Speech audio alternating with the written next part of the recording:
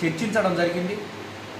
అస్సాం గురించి కానీ, హర్యానా గురించి కానీ, అలాగనే టైగర్స్ గురించి కానీ, మహారాష్ట్రలో టైగర్స్ డెవలప్మెంట్ ఈ భారతదేశంలో ప్రపంచ దేశాల్లో 70% భారతదేశంలోనే ఈ యొక్క వన్యప్రాణులు పులులు కానీ నెమళ్ళు కానీ ఇవన్నీ ఉండటం కూడా చాలా సంతోషదాయకం అని చెప్పారు.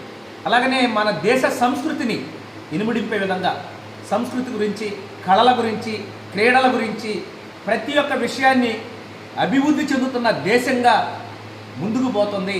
మనం ప్రోత్సహించాలా, ప్రతి ఒక్కరినిగా ఆర్థికంగా సంపన్నులు చేయాలనే ఉద్దేశంతో ఈ మన్ కీ బాత్లో మనందరితో షేర్ చేసుకోవడం జరిగింది. నాగరికత గురించి తెలియజేస్తూ మన భారత ప్రధాని నరేంద్ర మోడీ గారు మనకందరికీ కూడా తెలియజేయడం జరిగింది. కాబట్టి ప్రతి ఒక్కరూ ప్రతి నెల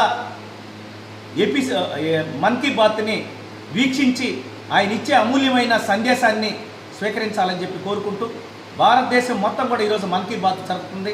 దానిలో భాగంగా నెల్లూరు జిల్లా కావల్లో కూడా ఈరోజు ఈ మన్ కీ బాత్ కార్యక్రమాన్ని నిర్వహించారు.